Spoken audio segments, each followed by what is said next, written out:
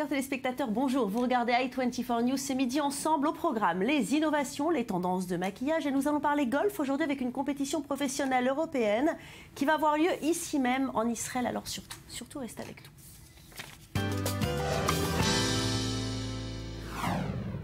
Et on commence tout de suite avec vous, Julia Ganancia. Bonjour. Bonjour Valérie. Alors vous êtes notre spécialiste innovation avec une start-up pour 2000 habitants. Israël, c'est vraiment le pays de tous les records technologiques. Et on commence avec un drone miniature qui a été fabriqué à Dimona. Exactement.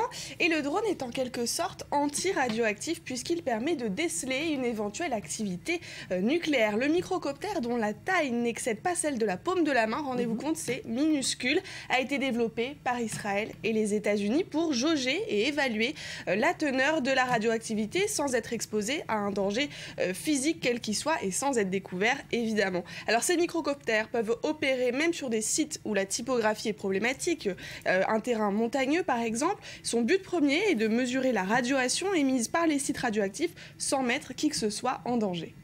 Alors, ce qu'il y a d'incroyable, c'est que ce projet a été financé par le ministère de l'Énergie américain, qui est responsable aux États-Unis, en fait, des programmes nucléaires, et il est synchronisé avec le système GPS. Oui, et c'est ce qui lui permet, en fait, de détecter toute anomalie sur le sol et le signaler, tout en différenciant, évidemment, la radioactivité qui peut être naturelle de celle qui a été créée par l'homme. En 2013, déjà, les premières expériences du prototype du microcoptère avaient été réalisées dans le désert du Nevada. Le microcoptère peut voler à une vitesse de à peu près 55 km/h pendant 20 minutes. Il est doté de 6 membres de mouvement et peut transporter 300 grammes de matériel.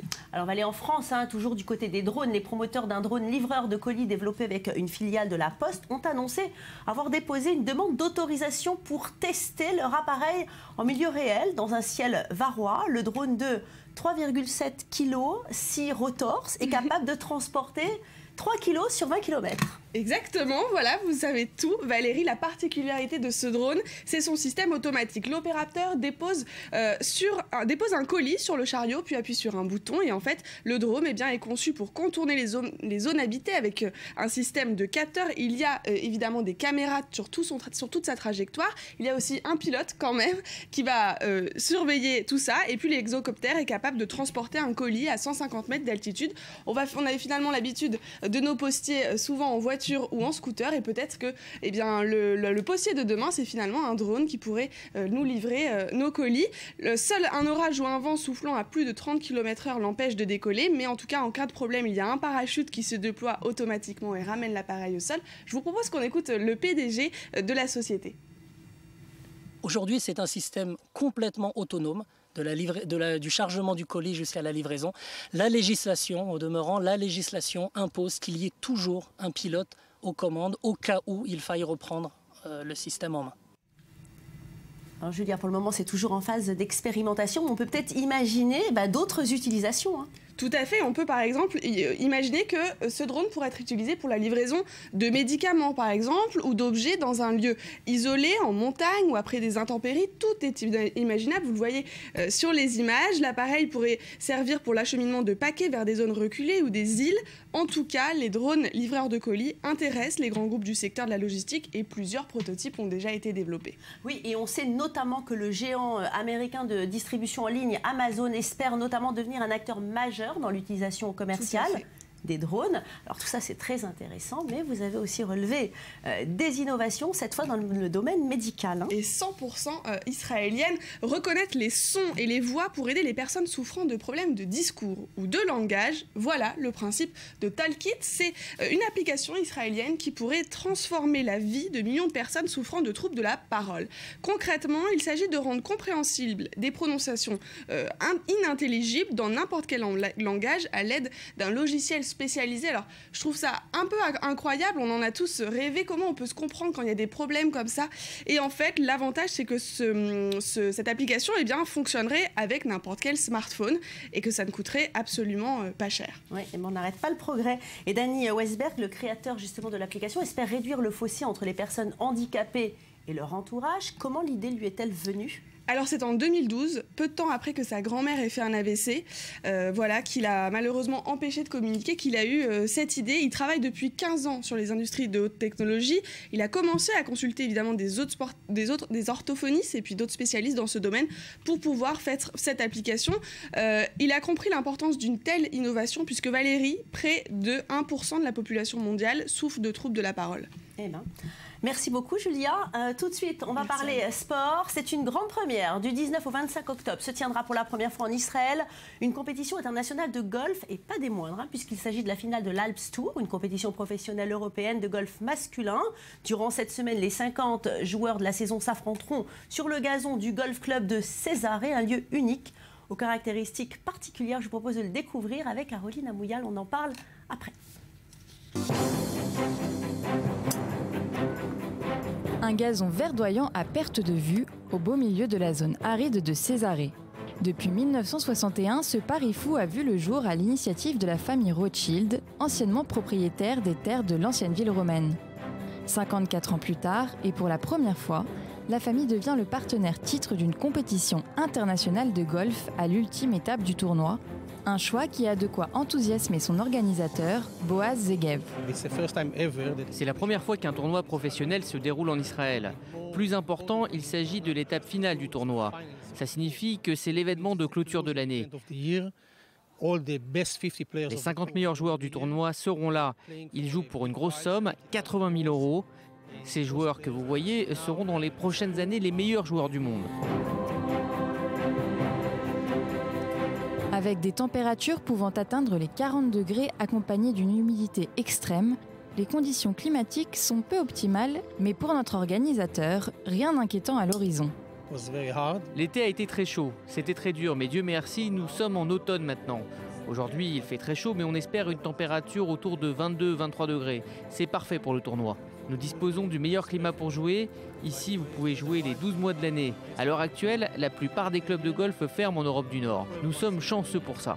Durant une semaine, les 50 joueurs sélectionnés s'affronteront autour des 18 trous du parc, conçus spécialement par Peter Dye. Des États-Unis à la République dominicaine, en passant par le Guatemala, cet architecte phare né aux États-Unis a su creuser son trou auprès des plus grandes compétitions de golf, ce qui n'est pas pour faciliter le parcours des joueurs. C'est un terrain de Pete Dye, donc c'est un jeu d'angle. Toutes vos mises en jeu auront des ventes de côté, vos coups seront légèrement orientés, vous devrez choisir votre cible et vous y engager. C'est comme ça que l'on gagne un tournoi de golf. Il n'y a rien que je puisse faire pour contrôler leur jeu, je contrôle le mien au mieux. Surtout sur ce terrain, si vous perdez la concentration et que vous ne frappez pas votre balle, vous passez un sale quart d'heure. Si Oren Guéry paraît inquiet face au design du parcours, ce n'est pas le cas de tous. À 20 ans, Yair Later est le benjamin israélien du tournoi en catégorie amateur. Et pour lui, sa nationalité pourrait bien lui servir à anticiper certains problèmes. En Israël, il y a beaucoup de vent. Les joueurs n'y sont pas habitués. Nous savons jouer contre le vent. Tir bas, tir haut. Je pense que c'est notre point fort. Je ne suis pas effrayé. Il y a quelque chose à faire ici. Les joueurs sont très bons. Je pense qu'ils vont jouer plutôt bien, même si certains sont plus jeunes et d'autres... Cela suffira-t-il à Yair pour remporter le tournoi? Réponse, le 25 octobre prochain. Marc Harari, bonjour. Bonjour. Merci de nous rendre visite sur le plateau de Midi Ensemble. Alors vous êtes à l'origine de ce projet. Aujourd'hui, ça devient une réalité. Pourquoi avez-vous eu envie de faire venir le golf professionnel ici en Israël? D'abord, je ne vous cache pas mon émotion quand je vois ce reportage, qui effectivement, c'est un début de concrétisation. Alors pourquoi j'ai voulu le golf en Israël? Parce que le golf est un moyen de développement, d'éducation, et aussi un moyen de changer l'image d'Israël dans le monde. On en a besoin. Vous savez bien que les médias montrent autre chose que la réalité israélienne. Et donc, je veux écrire, je veux participer à l'écriture de l'histoire du golf en Israël. Alors, c'était difficile à réaliser cet événement. Est-ce que ça a été facile, justement, de trouver des sponsors? Vous voulez la vérité? C'était dur, on s'en doute. C'est pas terminé, on n'a pas encore équilibré le tournoi, mais bon, il aura lieu parce que quand nous voulons quelque chose, nous le faisons. Je dois remercier tout d'abord Ariane de Rothschild et toute son équipe de la Banque Edmond de Rothschild, qui dès la première heure, c'est-à-dire maintenant il y a 18 mois, m'a soutenu et ne m'a pas lâché, surtout quand on a dû reporter l'édition d'1 an. Je veux remercier tous mes partenaires, je ne peux pas les citer aujourd'hui, je vais en citer juste 2 ou 3, la société NetMakers, le cabinet d'avocats LL, Avocats et BDA. Et puis j'ai un partenaire anonyme qui m'a demandé, qui a mis de l'argent et qui m'a demandé de soutenir Sauveteurs sans frontières. Ouais. Ce que je fais avec grand bonheur parce que c'est une équipe formidable. Voilà, donc il y a tout un enthousiasme autour de moi. J'ai peu de sponsors israéliens malheureusement. Mais j'espère que pour l'édition numéro 2... C'est une aventure, oui, on espère. Alors justement, ce parcours de Césarée, vous qui êtes un grand golfeur, quand même, vous les connaissez, hein, quand même, les parcours à travers le monde, comment il est? Écoutez, Israël a qu'un 18 trous et il est exceptionnel. Voilà, effectivement, ça a été dessiné par Sinon, il y a 9 trous, je crois. Alors, il y a un 9 trous à gage qui est très très bien aussi, qui permet aux gens qui n'ont pas beaucoup de temps d'aller faire 9 trous ou de s'entraîner. Mais le parcours de Césarée est exceptionnel. C'est parce que c'est vrai que pour le moment, Israël, c'est vraiment pas une destination pour les golfeurs, en tout cas pas la favorite. Vous pensez que c'est une erreur? C'est une erreur commerciale. C'est une erreur sportive et on compte bien y remédier. Vous savez que si on fait 2 parcours de plus, s'il y a 3 parcours en Israël, c'est plus de 100 millions d'euros injectés par an dans l'économie israélienne. C'est aussi de pouvoir faire venir du monde entier des golfeurs qui, au lieu d'aller dans d'autres destinations, viendront découvrir ce pays. À cette occasion, d'ailleurs, à l'occasion du tournoi, j'emmène 50 joueurs amateurs, principalement français. Et ce qui me vient beaucoup à cœur, c'est que j'emmène aussi quelques franco-musulmans qui sont fous de joie de venir visiter Israël. Et oui, c'est ça, hein, les valeurs du sport. Exactement. Alors justement, Fairways, c'est un journal, enfin un magazine de référence hein, dans le sport. Oui, 4e de couverture. 4e de couverture. Israël Master à Césarée. Donc un dossier de 8 pages intérieures. Je conseille la lecture de ce magazine ou leur site internet. Ils me soutiennent aussi depuis le début. La presse golfique française sera là pendant le tournoi. Nous avons la télé israélienne aussi qui sera là et je vous remercie encore de votre soutien. Et on va faire de cet événement une grande fête pour le sport en Israël.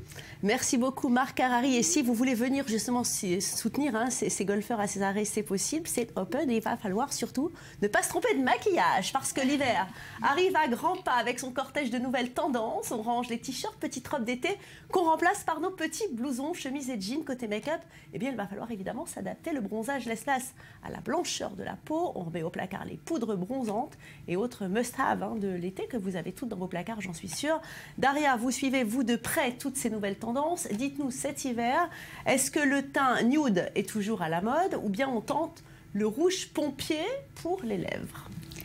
Alors, le mieux, c'est un petit tour dans les Fashion Week. C'est grâce à ça, en fait, qu'on trouve vraiment l'inspiration. Donc, ce qu'on a pu voir, c'est évidemment le teint nude qui reste à l'affiche, comme dans la Fashion Week de New York. Mais l'équation gagnante, moi, je dirais, c'est un joli teint nude. Alors, il y a une astuce pour avoir un beau teint nude? Et les yeux. Alors, un beau teint nude, oui. Alors, d'abord, il y a ce que tout le monde connaît, c'est la bébé crème et la poudre minérale. Donc, ça, on le sait. Il n'y a pas de souci. Il y a, par contre, quelque chose qui est très, très nouveau, c'est le blur. Donc, le blur, c'est une... Ah, bah voilà. Vous connaissez. Et bah voilà.